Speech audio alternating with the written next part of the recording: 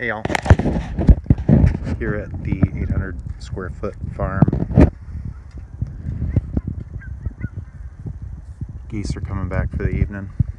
Got plastic on the summer portion of my personal plot. Some cabbage that overwintered that's robbing right now. I just put a handful of the shoots in my backpack. They're so tasty right now. We got some dinky onions in.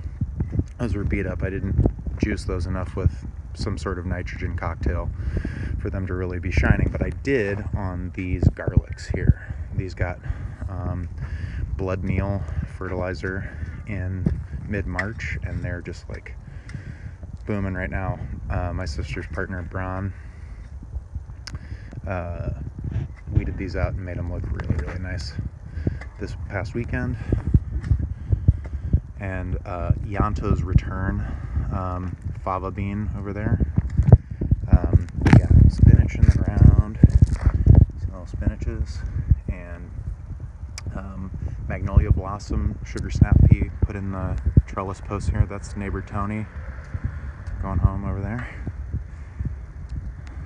Trellis posts, those are 10-foot trellis posts, and are hopefully gonna be able to hold all 8 feet of these. I have a desire to grow these the way Carol Deppy of the Resilient Gardener and Tao of Vegetable Gardening grows these in 4 to 8 inch wide bands, probably an 8-inch band on either side of the bed, or a 4-inch or an 8-inch down the center. So I'm gonna try that out in the fall.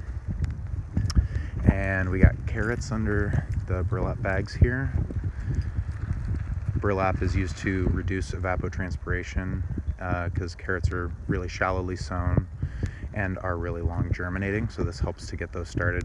I've had a lot of success with this technique. Can't exactly figure out where it starts. I learned it from Jen Aaron of Blue Raven Farm, and I've seen it in some other books.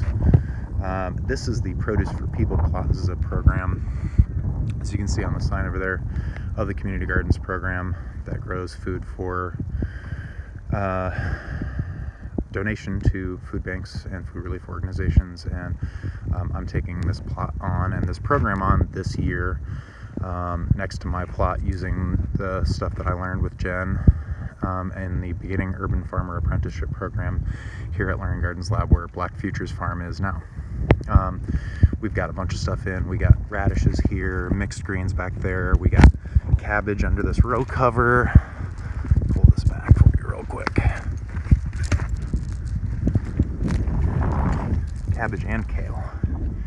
Let's see, some red Russian kale. That's really nice. I've been talking about the grassroots.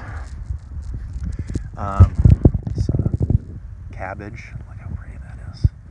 See how I sowed these just so the cotyledons are resting on the surface. That seems to make a really nice upright planting. Some sunflower germinating down there. This plot has a lot of quack or couch grass in it, as you can see here, in addition to feathers. And with this weed come, let's see if I can get a piece of the root. Oh boy, never seem to get it out when I need to. Here is a piece of that. And this is a stolon, and so you can see the different root sections here. Maybe you can, maybe there. There's little hairy projections as well. That's hard to see. Anyhow, speaking of the grassroots, been filling up this bucket with all of those that I find and making just kind of a fermented fertilizer. I read about it, I think, in Carol Deppy. Some friends have expressed skepticism about it, but it stinks really good, and I put it on those plants and they seem to like it, so take it for what it is. Whole mix of crops here, some spinach down there, as you saw. This is a whole bed of carrots, looking really weedy, but you can see the rows emerging. Here we've got kale and cilantro. These are little cilantro babies here, going down the row. And then in the center we've got potatoes. These are Maca Ozette, an heirloom potato from the Pacific Northwest. Cool story. asked me to tell it to you sometime. And lastly, we've got peas going down the center here, and then arugula on both sides. So that's going to be a bunch of cut arugula. It's going to be ready in probably a week or less. So